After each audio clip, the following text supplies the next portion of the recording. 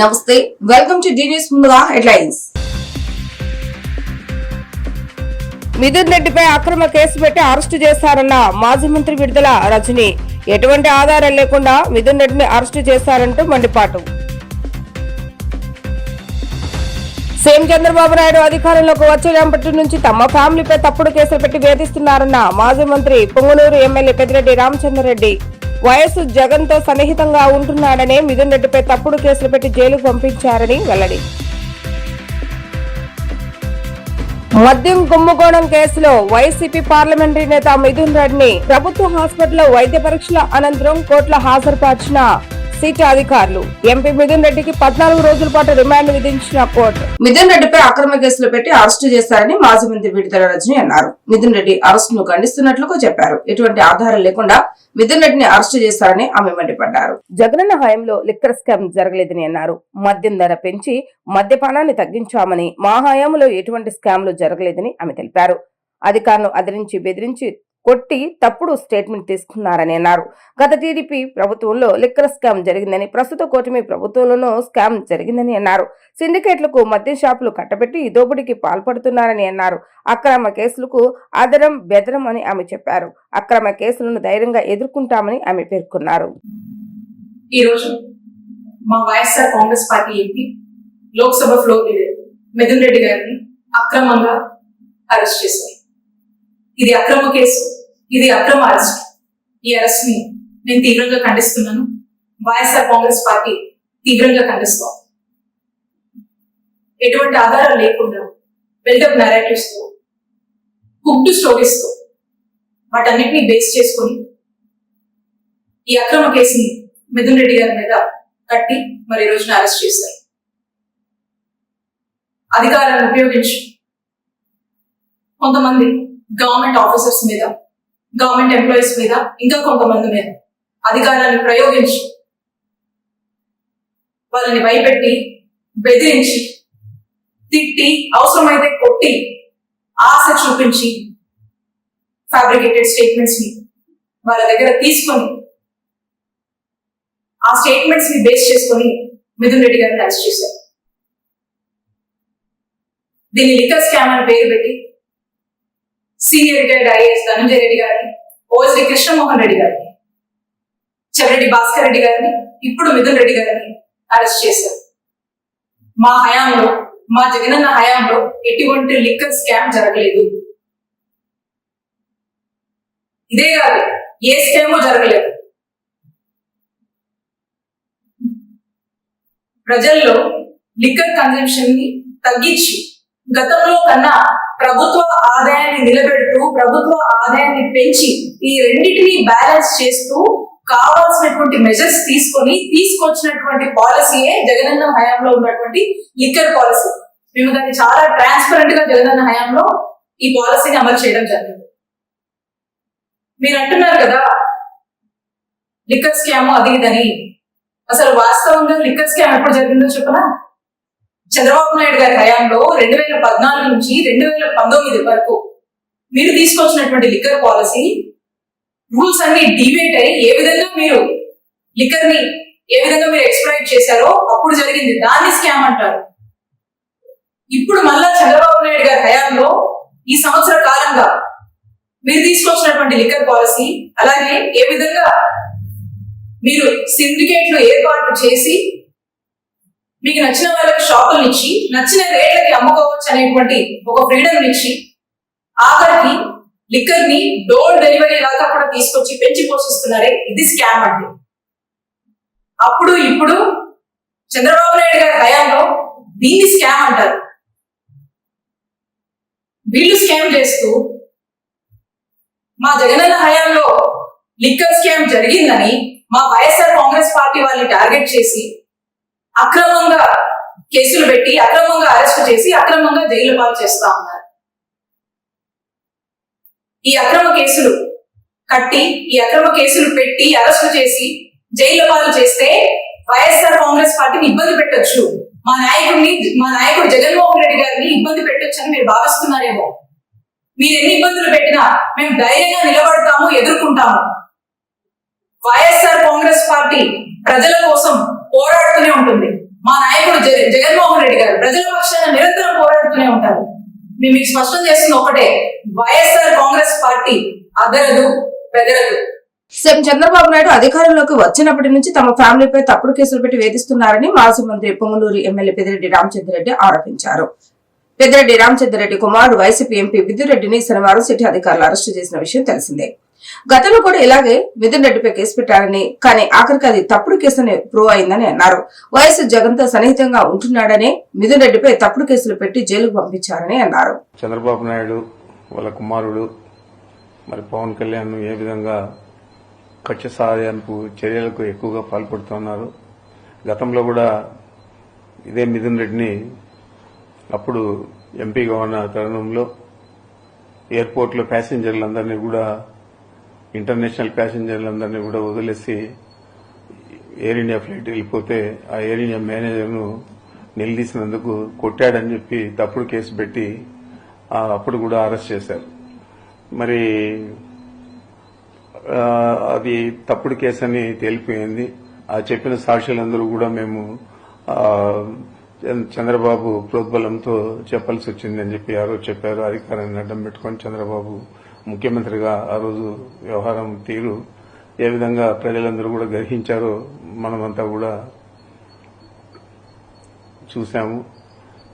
ఇది చంద్రబాబు నాయుడు చేసిన చాలా తప్పుడు కేసును పెట్టి ఒక పార్లమెంట్ సభ్యుల్ని ఈ విధంగా వేధించారని చెప్పారు. మరి ఇప్పుడు కూడా అతను అధికారంలోకి వచ్చినప్పటి నుంచి ఇప్పుడు దాకా అనేక కేసులు, ల్యాండ్లు అంటాడు, లేకపోతే ఈ తప్పుడు కేసులు అన్ని కూడా మదనపల్లి ఫైల్స్ అంటాడు. ఆ ఫైల్స్ కు నాకు ఏం సంబంధం, ఇప్పుడు దాకా సంబంధం లేదని చెప్పి ప్రతి ఒక్కరు కూడా చెప్పారు. ప్రభుత్వం కూడా ఏమీ తేల్చలేకపోయింది. మరి ఇలాంటి తప్పుడు కేసులన్నీ కూడా అనేక రకాల కేసులన్నీ పెట్టి వేధించడం జరుగుతోంది. మరి అనేక రకాలుగా అనేక కేసులన్నీ కూడా మా మీద పెట్టడం జరుగుతోంది. ఇప్పుడు తారస్థాయికి చేరి ఈ లిక్కర్ స్కామ్ లో మా తనయుడు అంటే మిథున్ రెడ్డి గారి ప్రమేయం ఉందని చెప్పి ఆయన 3 సార్లు ఎంపీకి రాష్ట్ర ప్రభుత్వంలో ఏమైనా పాల్గొనేదానికి, పాలు పంచుకునేదానికి అవకాశం ఉందని అడుగుతాను. వైకాపా హయాంలో జరిగిన వేల కోట్ల మద్యం కుంభకోణం కేసులో సిట్ అధికారులు వైసీపీ పార్లమెంటరీ నేత మిథున్ రెడ్డిని ప్రభుత్వం హాస్పిటల్లో వైద్య పరీక్షలు నిర్వహించిన అనంతరం కోర్టులో హాజరుపరిచారు. ఏసీబీ కోర్టులో సుమారు 4 గంటల పాటు వాదనల అనంతరం ఎంపీ మిథున్ రెడ్డికి 14 రోజుల పాటు రిమాండ్ విధించి రాజమండ్రి సెంట్రల్ జైలుకు తరలించారు. మద్యం కేసులో ఇప్పటి వరకు 12 మందిని అదుపులోకి తీసుకున్నారు. మిథున్ రెడ్డికి ఆగస్టు 1వ తేదీ వరకు రిమాండ్ విధించారు. ఆగస్టు 1వ తేదీన అందరినీ ఒకే రోజున కోర్టులో హాజరు పరచనున్న సిట్ అధికారులు రేపు ఏసీబీ కోర్టుకు సిట్ అధికారులు మిథున్ రెడ్డి నుండి మరింత సమాచారం రాబట్టేందుకు సిట్ అధికారులు పిటిషన్ దాఖలు చేయనున్నారు.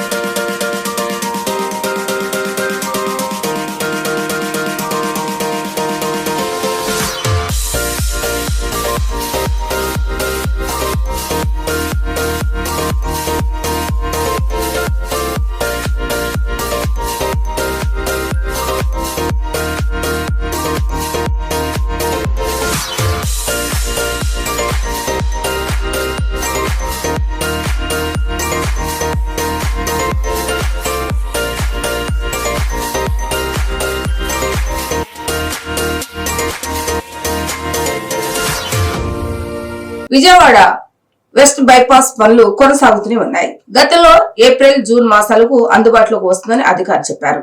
గన్నవరంలో చిన్నవుటిపల్లి వద్ద కోల్కతా చెన్నై రహదారిని కలిపే రింగ్ పనులు జరుగుతున్నాయి. నవంబర్, డిసెంబర్ నాటికి అందుబాటులోకి తీసుకురావాలని అధికారులు ప్రయత్నాలు చేస్తున్నారు.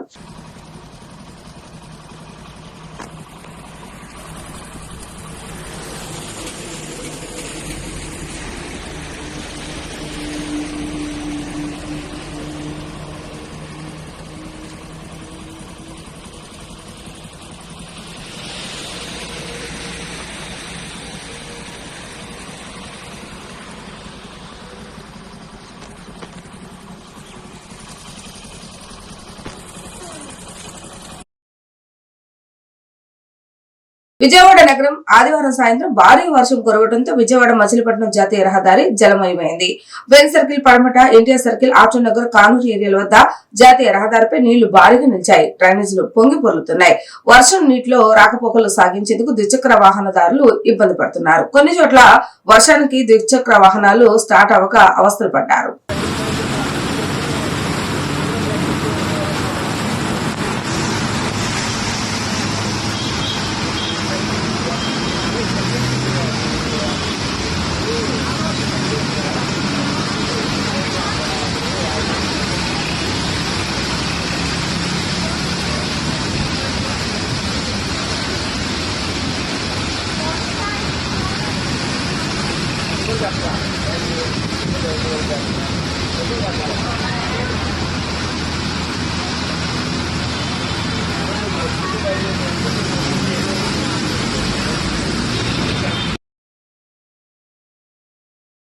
జగన్మద కనకదుర్గ అమ్మవారికి హరివాణి భక్త బృందం ఆధ్వర్యంలో ఆషాఢ సాయను అత్యంత భక్తి శ్రద్ధలతో సమర్పించారు.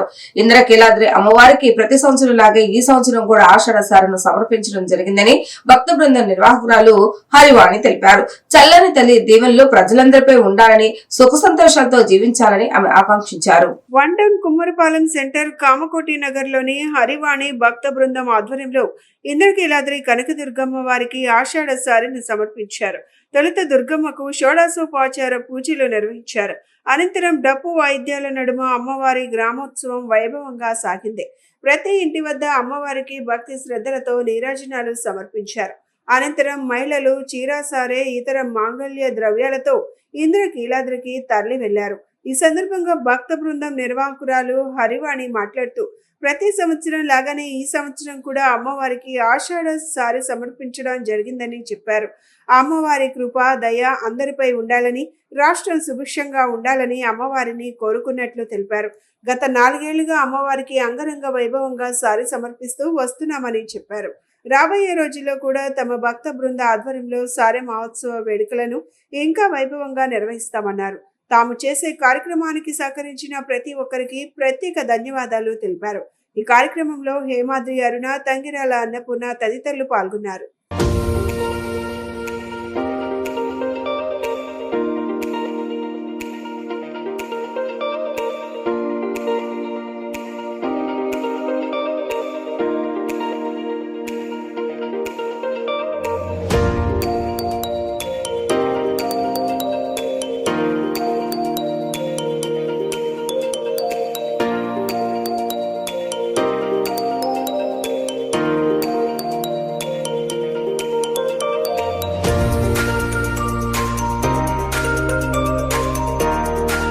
మేమందరం కామకోటి నగర్ నుంచి ప్రతి సంవత్సరం అమ్మవారికి ఆషాఢ మాస పవిత్ర సారి తీసుకెళ్తున్నాం.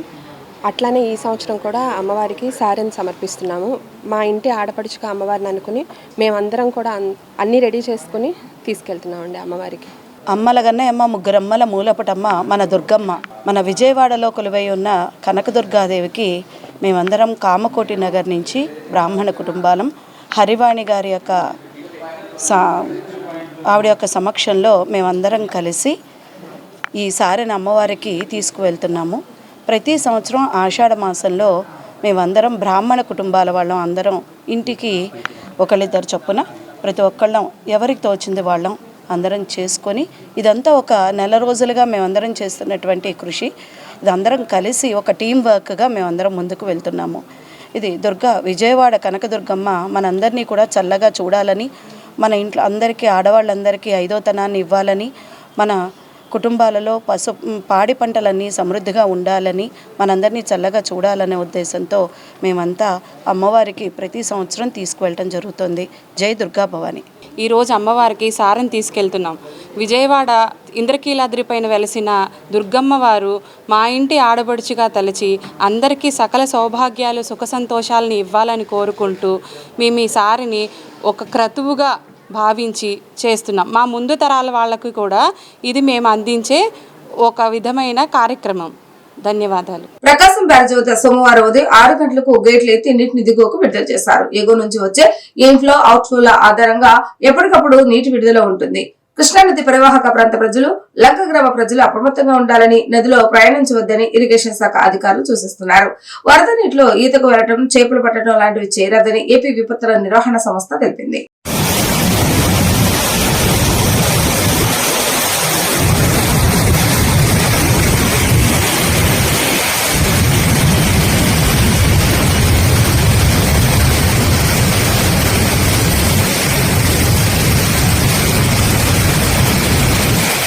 జై భవాని, జై జై భవాని. అమ్మవారి నామస్మరణతో ఇంద్రకీలాద్రి మారుమోగింది. ఇంద్రకీలాద్రి క్షేత్రంలో ఏ ప్రాంతంలో విన్నా భక్తుల నామస్మరణే అమ్మవారిని దర్శించుకునేందుకు భక్తులు పెద్ద సంఖ్యలో విచ్చేశారు. ఆషాఢసార సమర్పణకు మహిళలు వేలాది మందిగా తరలి రావడంతో ఆదివారం ఉదయం 10 గంటల నుండి మధ్యాహ్నం 3 గంటల వరకు అన్ని దర్శన క్యూ లైన్లో భక్తులను టికెట్ లేకుండా అనుమతించినట్లుగా ఆలయ ఈవో సీనా నాయక్ తెలిపారు. టికెట్ అమ్మకాల ద్వారా వచ్చే ఆదాయం కన్నా భక్తుల సౌకర్యం, భద్రత ప్రధానంగా భావించి ఈ నిర్ణయం తీసుకున్నట్లు సీనా నాయక్ పేర్కొన్నారు. అంతరాలయ దర్శనం, విఐపి దర్శనం రద్దు చేసి సామాన్య భక్తులకే ప్రథమ ప్రాధాన్యత కల్పించామని, కేవలం వికలాంగులు, వృద్ధులు, చంటి బిడ్డల తల్లులు, నడవలేని పరిస్థితుల్లో ఉన్న వారికి మాత్రమే లిఫ్ట్ ప్రవేశం కల్పించామన్నారు. ప్రధానమైన లిఫ్ట్ మార్గంలో అసిస్టెంట్ ఎగ్జిక్యూటివ్ ఆఫీసర్లను, మహామండపం ప్రతి అంతస్తుకు అధికారులను నియమించి పర్యవేక్షణ చేయించిన ఫలితంగా మధ్యాహ్నం 3 గంటలకు 62,426 మందికి దర్శనం సజావుగా జరిగిందని ఈవో ప్రకటించారు. సాయంత్రం 5 గంటల సమయానికి 70,000 మంది భక్తులు అమ్మవారిని దర్శించుకున్నారు.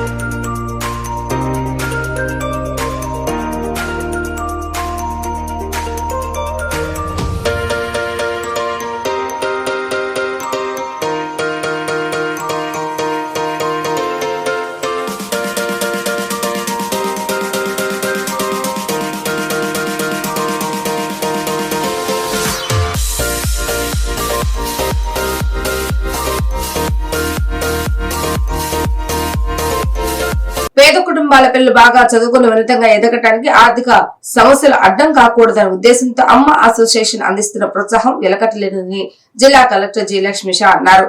అమ్మ సహకారం చిన్నారుల బంగారు భవిష్యత్తుకు బాసటగా నిలుస్తుందని చెప్పారు. ఆంధ్ర మోటార్ మర్చెంట్ అసోసియేషన్ ఆధ్వర్యంలో మొగల్రాజపురం అమ్మ కళ్యాణ మండపంలో పేద కుటుంబాల విద్యార్థులకు ఉపకార వేతనాల పంపిణీ కార్యక్రమానికి కలెక్టర్ లక్ష్మీ షా ముఖ్య అతిథిగా హాజరయ్యారు. ఈ సందర్భంగా ఆయన మాట్లాడుతూ అమ్మ అసోసియేషన్ ఆటోమొబైల్ రంగంలో పనిచేసే కుటుంబాలను అమ్మల ఆదరిస్తోందని, 3 దశాబ్దాలుగా క్రమం తప్పకుండా చిన్నారులకు ఉపకార వేతనాలు అందించడం ఈ అందరికీ స్ఫూర్తినిస్తోందన్నారు. ఈ ఏడాది 408 మందికి 16.50 లక్షల ఉపకార వేతనాలతో పాటు నోట్ పుస్తకాలు పంపిణీ చేయడం అభినందనీయమన్నారు. పేదరికం లేని సమాజ నిర్మాణం కోసం ముఖ్యమంత్రి P4 విధానాన్ని తీసుకొచ్చారని, దాదాపు 300 బంగారు కుటుంబాలకు మార్గదర్శకులుగా వ్యవహరించి ఆ కుటుంబాలను అన్ని విధాలా పైకి తీసుకొచ్చేందుకు అమ్మ అసోసియేషన్ ముందుకు రావడం అభినందనీయమని స్పష్టం చేశారు. ఆంధ్ర మోటార్ మర్చెంట్స్ అసోసియేషన్ అధ్యక్షులు గారపాటి సతీష్ బాబు మాట్లాడుతూ అమ్మ అసోసియేషన్ ద్వారా నిరంతరం సేవా కార్యక్రమాలు నిర్వహిస్తున్నామని పేర్కొన్నారు. ఆటోనగర్, గవర్నర్ పేటలో ఆటోమొబైల్ దుకాణాల్లో పనిచేసే సిబ్బంది కుటుంబాల విద్యార్థులకు ఇప్పటి వరకు 1 కోటికి పైగా ఆర్థిక సహాయంతో పాటు నోట్ పుస్తకాలను అందించడం జరిగిందన్నారు.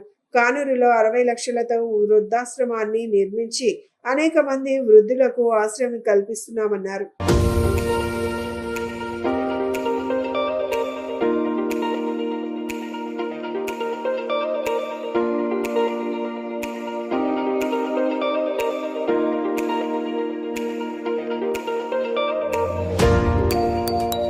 ఆంధ్ర మోటార్ మర్చెంట్స్ అసోసియేషన్ అమ్మ, ఇది చాలా చిరపరితమైన పేరు.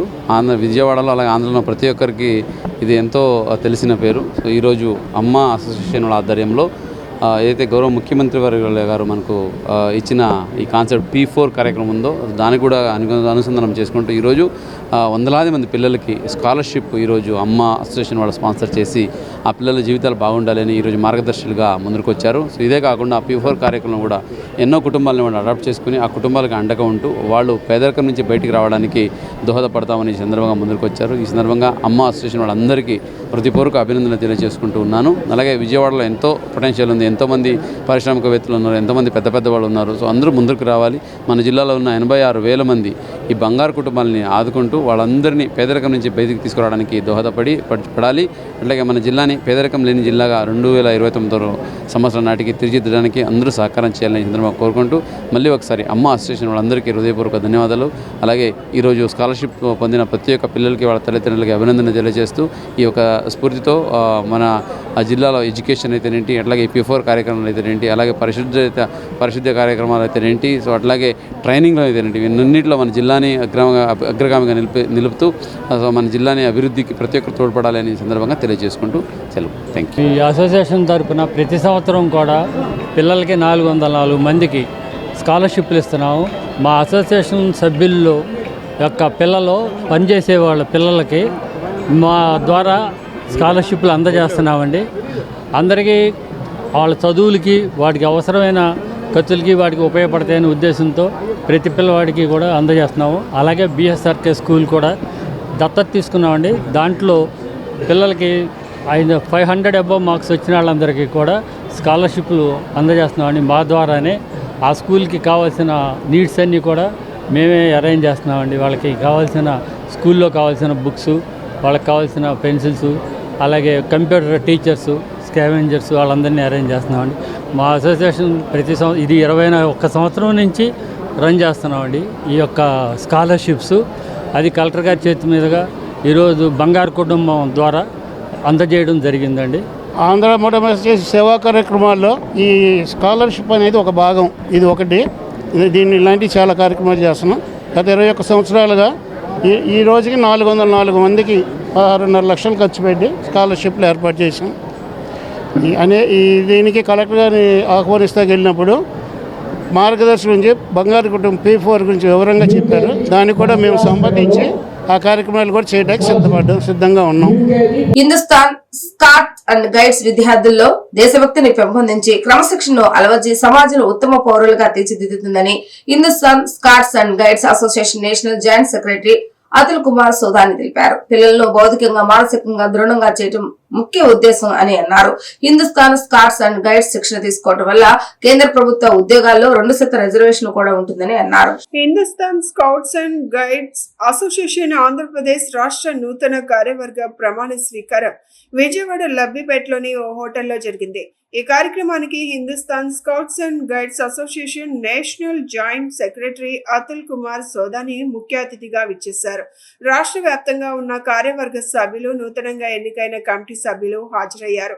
హిందుస్థాన్ స్కౌట్స్ అండ్ గైడ్స్ కేంద్ర ప్రతినిధులు డాక్టర్ అతుల్ కుమార్ సోదాని, రఘువీర్ చౌదరి, రాష్ట్ర నోడల్ అధికారి హబీబ్ బాషా ఆధ్వర్యంలో ఎన్నికలు జరిగాయి.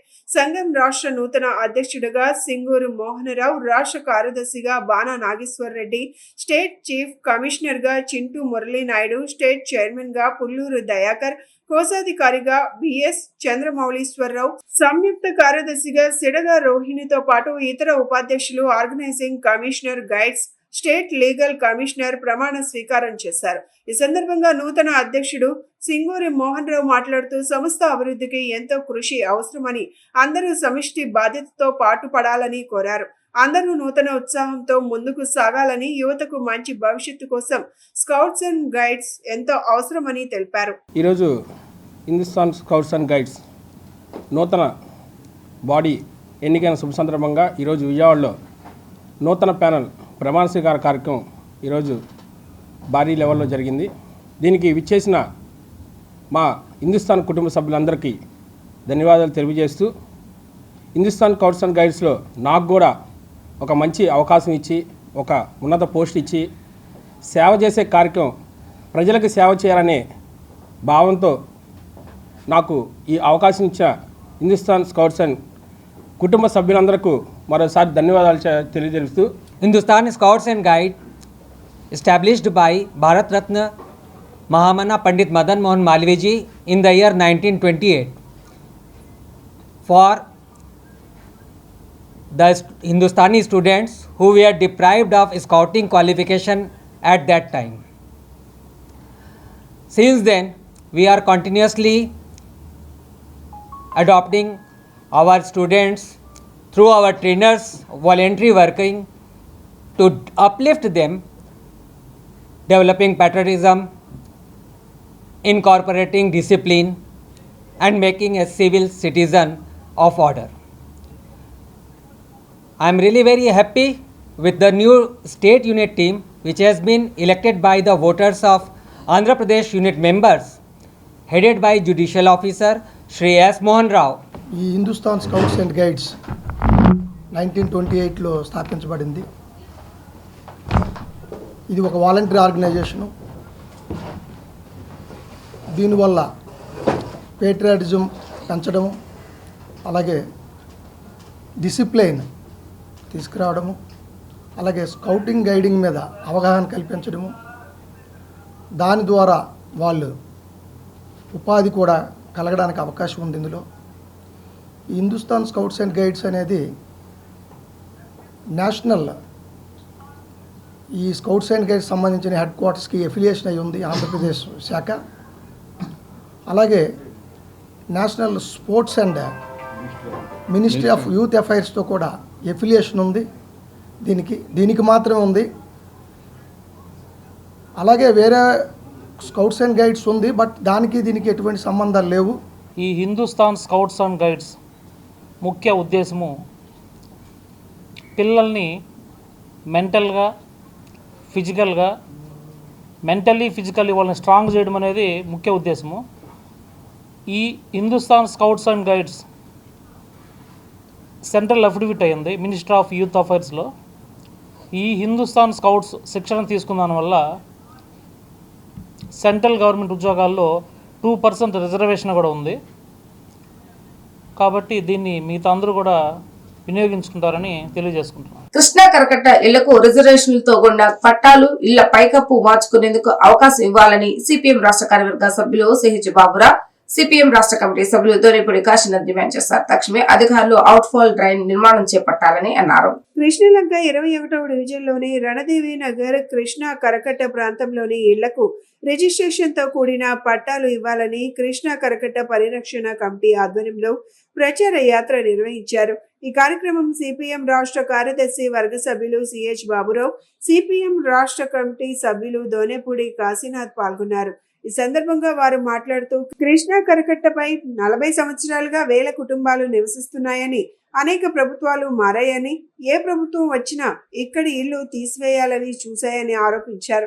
వరదల్లో ఎన్నోసార్లు ఇల్లు మునిగినా ప్రభుత్వం ఇల్లు నిర్మించుకోవడానికి కానీ, నష్టపోయినప్పుడు కానీ ఏనాడు ఇక్కడ ప్రజలను ఆదుకోలేదని విమర్శించారు. స్థానిక ప్రజా ప్రతినిధులు కూడా ప్రభుత్వంపై ఒత్తిడి తెచ్చి రిజిస్ట్రేషన్తో కూడిన పట్టాలు ఇక్కడి ఇళ్లకు ఇచ్చేలా చూడాలని డిమాండ్ చేశారు. 4 దశాబ్దాల రణదివే నగర్ ప్రజల నిరీక్షణ ఇక్కడి ప్రజా ప్రతినిధికి ప్రభుత్వానికి పట్టడం లేదన్నారు. విజయవాడ నగరంలో కృష్ణా కరకట్ట ప్రాంతంలో ఉన్నటువంటి రణదివే నగర్ కానీ, తారకరామ నగర్ కానీ, భూపేష్ గుప్తా నగర్ కానీ, రామలింగేశ్వర నగర్ పరిధిలో ఉన్నటువంటి కళానగర్ కానీ, రామలింగేశ్వర నగర్ కానీ, ఈ ప్రాంతాలన్నింటా అంతకుముందు ముంపుకు గురైనటువంటి ప్రాంతాలు ఇవి. ఆ ముంపుకు గురి కాకుండా 4 దశాబ్దాల కాలం పాటు సిపిఎం చేసినటువంటి పోరాటం వల్ల రిటైనింగ్ వాలు నిర్మాణం జరిగింది.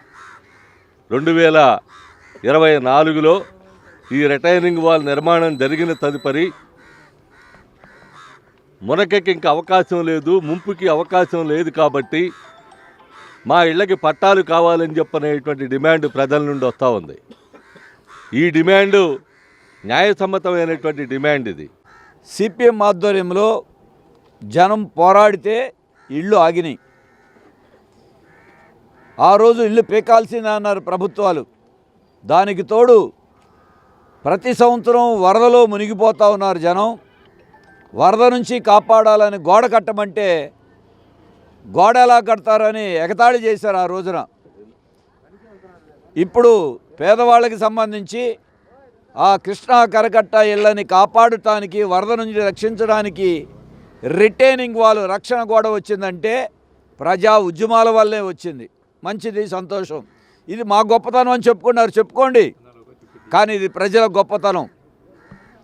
ఇవాళ గోడ కట్టిన తర్వాత ఇక వరద వచ్చే అవకాశం లేదు. నిన్నటిదాకా పట్టాలు ఇవ్వటం కుదరదన్నారు, వరద వస్తుందని. మరి వాళ్ళకి వరద రాదు, గోడ వచ్చింది, రక్షణ వచ్చింది.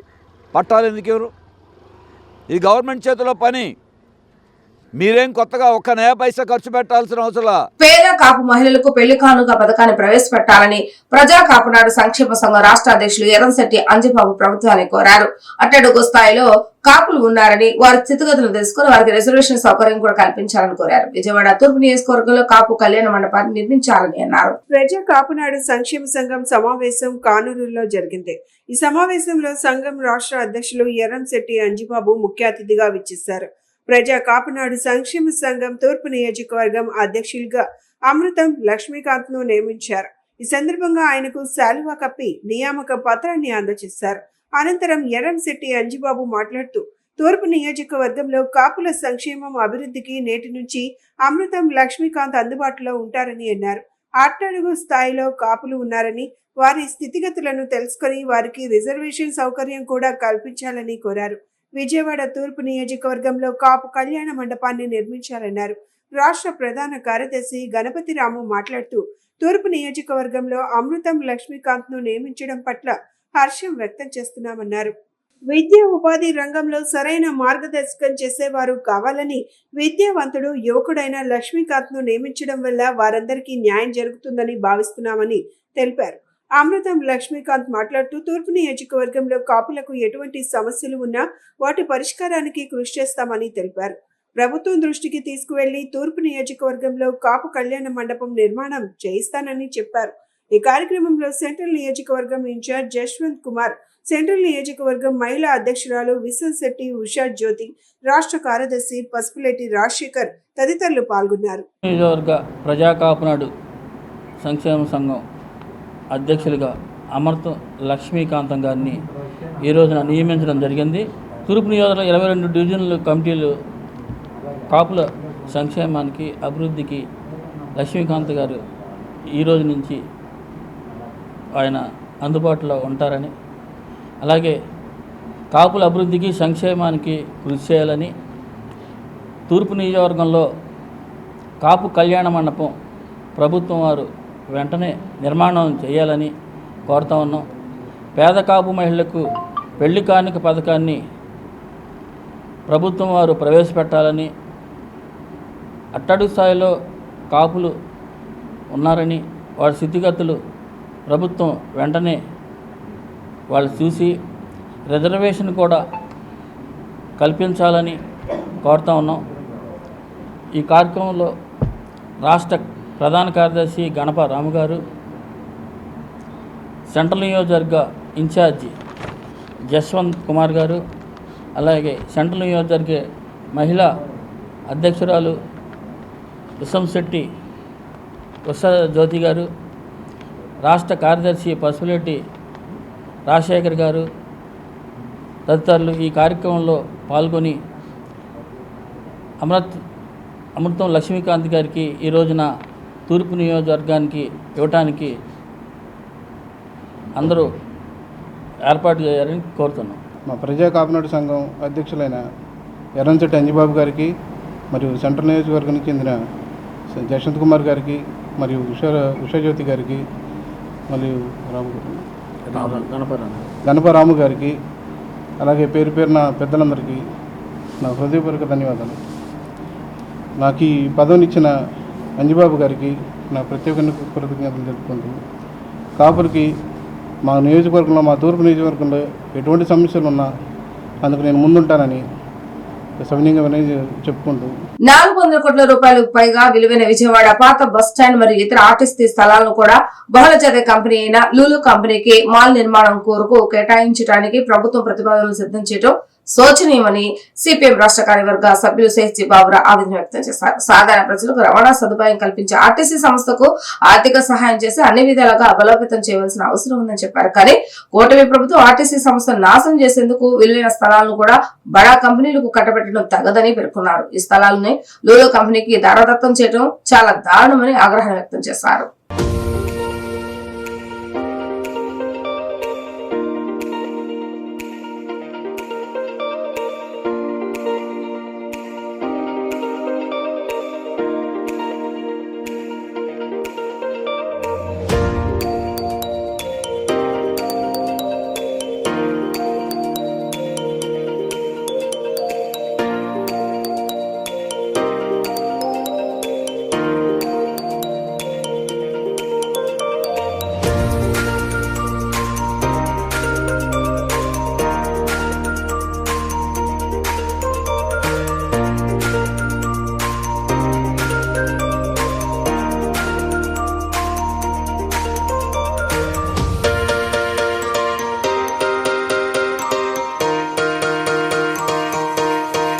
విజయవాడ నగరం నడిబొడ్డున ఉన్న 5 ఎకరాల పాత బస్టాండ్ స్థలాన్ని లూలు అనేటువంటి ఒక బడా కంపెనీకి, విదేశీ కంపెనీకి అప్పజెప్పడానికి రాష్ట్ర ప్రభుత్వం దాదాపు నిర్ణయం తీసుకుంది. 400 కోట్ల రూపాయల విలువైనటువంటి ప్రజా స్థలాన్ని, ఆర్టీసీ స్థలాన్ని బడా కంపెనీలకి చంద్రబాబు నాయుడు గారు కట్టబెట్టడం ఇది ఒక పెద్ద కుట్ర, కుంభకోణం. విజయవాడలో ఒకవైపున మెట్రో రైలు వేస్తాం, ప్రజా రవాణా వ్యవస్థను మెరుగుదల చేస్తామని, దానికోసం ప్రైవేట్ వాళ్ళ భూములు గవర్నమెంట్ తీసుకుంటా ఉంది. ఇంకొక వైపున గవర్నమెంట్ భూములు ప్రైవేట్ వాళ్ళకి కారు చౌకగా, అది లీజ్ అంటారో ఏమంటారో, కట్టబెట్టేస్తున్నారు. అసలు ప్రభుత్వానికి హక్కు ఎక్కడుంది? నైతిక హక్కు. విజయవాడ నగరంలో పాత బస్టాండ్ ప్రాంతాన్ని 5 ఎకరాల స్థలం, ఇది కాకుండా విద్యాధరపురంలో ఉన్నటువంటి ఆర్టీసీ డిపో స్థలానికి కూడా మూడిందని చెప్పనేటువంటిది సమాచారం కర్ణాకర్ణిగా తెలుస్తూ ఉంది. దీన్ని బట్టి చూస్తే చంద్రబాబు నాయుడు అధికారం చేపట్టింది భూ పందారానిక, కార్పొరేట్ కంపెనీలు, బహుళజాతి కంపెనీలతో లాలూచీ పట్టడానికి, నువ్వు, నీ కుటుంబ సభ్యులు, నీ ప్రభుత్వం రియల్ ఎస్టేట్ వ్యాపారం చేయడానికా, లేదు వ్యాపారం చేయడానికా నువ్వు ముఖ్యమంత్రి పదవిని అధిష్ఠించిందని చెప్పనేటువంటిది అడుగుతా ఉన్నావు. వార్తలు ముగించే హెడ్లైన్స్ మరొకసారి. మిథున్ రెడ్డిపై అక్రమ కేసు పెట్టి అరెస్టు చేశారన్న మాజీ మంత్రి విడుదల రజని. ఎటువంటి ఆధారం లేకుండా మిథున్ రెడ్డిని అరెస్టు చేశారంటూ మండిపాటు.